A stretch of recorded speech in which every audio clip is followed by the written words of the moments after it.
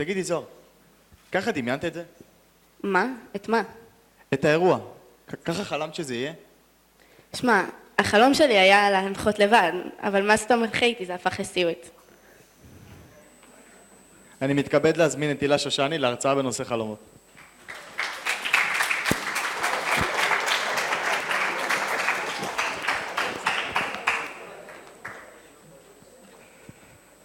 Hello, my name is Hila Shoshani, and today we will talk about dreams. When I say dream, what is the first thing that pops into your mind? Is it the thought of all the things you have to achieve? Your wildest dreams, your deepest wishes. I know that when I think of dreams, I think about all the things I see while I sleep. It has always intrigued me, this weird phenomenon. I can't quite explain why. If you were to describe what is a dream to a person that never experienced one before, what would you say?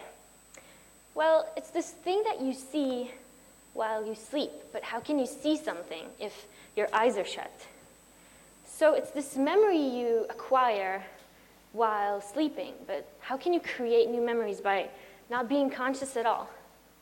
Dreams are a mystery, and even with today's advanced technology, we're still not quite sure what is their purpose or how they are even generated.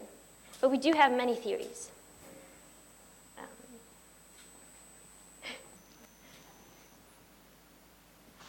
But before we talk about why we dream, let's talk about what is a dream. Taking right out of the Wikipedia site, I have here this definition. A dream is a succession, as in a sequence, a list of things that are one after another, of images, ideas, emotions, and sensations that usually occur involuntarily. You don't have any control over it, whether it will happen or not. So involuntarily, in the mind, during certain stages of sleep. Now, we're not only told what it is, we're also told when it occurs. Dreams mainly occur in the rapid eye movement, or REM stage of sleep, in which brain activity is high, and it resembles, so it reminds us, that of being awake. Now, it is worth mentioning that unlike being awake, in our sleep we are motorically disabled. That is, we're not able to move around that much. But you may say, what about sleepwalkers? Well, it turns out that the stage in which people who suffer from this sleeping disorder are talking, moving around, is not the same stage in which we're having dreams at all.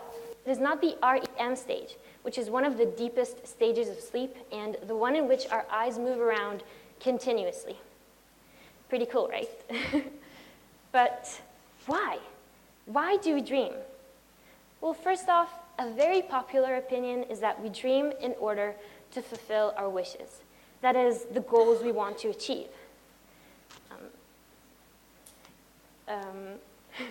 That is the goals we want to achieve. It was mainly suggested by Freud that the things we see while we're dreaming are in fact things that represent our desires in our waking lives. So for example, it can be implicit. So you may have a dream about winning a contest or getting an A in a test that you really prepared for. And it can also be not so implicit. So you may have a dream, you may see in your dream a hiking boot that may represent your desire for strength, power, security.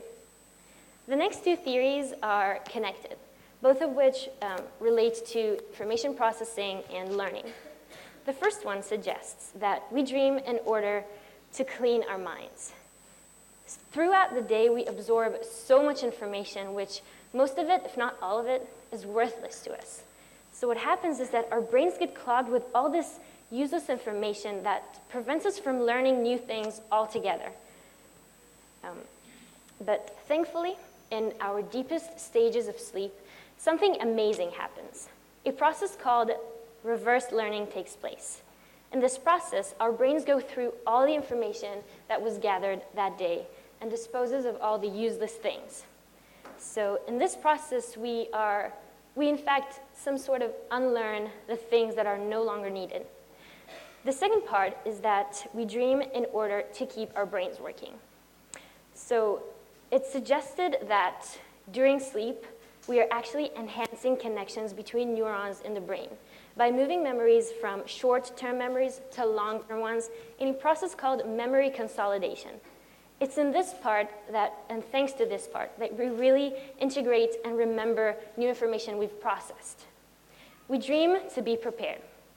We've all experienced nightmares at least once in our lives, right?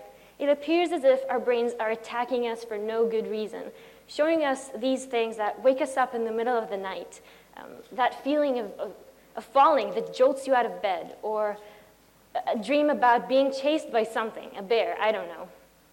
So it appears that the essence, the sole purpose of nightmares is to take the edge off of painful experiences.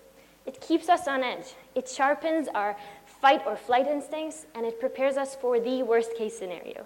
So for example, if a day before you have to give out a speech in front of a crowd, you dream about poorly doing that. In theory, it should help you feel better prepared, even though it really doesn't. Okay, moving on. We dream to solve problems. This is my favorite one. This theory suggests that during sleep, our brains can create impossible shapes, impossible structures, solve intricate puzzles, and come up with solutions to complex problems, solutions you may not have considered while being awake. It's called the committee of sleep. And a real-life example of that is the discovery of the benzene molecular structure. It was discovered by August Kekulé, a German chemist, who was studying the molecular structures of different chemical compounds. August and many chemists of his time were trying to figure out what is the molecular structure for benzene, since all known chemical structures were linear. That is, that one side did not meet the other one. And, that one side did not meet the other end. And it was a problem because many of the linear structures that was suggested appeared to not quite fit in the theory. It did not fit the properties of benzene at all. August had a dream in which he saw this snake seizing its tail. And that inspired him to come up with a ring structure. This was an innovative idea in chemistry, and it was all thanks to some sleep. So in a recap, we've been talking about what dreams are. We've been talking about what dreams are and their purpose. And I'm not a scientist, but I wholeheartedly believe that dreams are the connection between us and our subconscious. It's our way of communicating with ourselves. No moral barriers, no one else to judge us. It's just us. And I am fascinated every time to learn new things about myself and about the way in which I perceive the world around me, because there's still so much I don't know and don't understand. So hopefully I managed to spark your interest and to make you see the world just a tad different. I am Hilasha Shani, and thank you so much for listening.